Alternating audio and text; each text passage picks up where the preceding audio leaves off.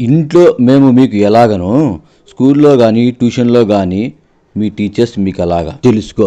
తల్లిదండ్రుల కంటే గొప్ప. గురువు పట్ల గౌరవంగా ఉంటేనే రేపొద్దున సమాజంలో నీకు ఒక గౌరవం. ఆ గౌరవమే నీ జీవితానికి పూల బాటలాగా ఏర్పడుతుంది. ఆ వెలుగు నీ జీవితాన్ని మార్చేస్తుంది. గుర్తుపెట్టుకో.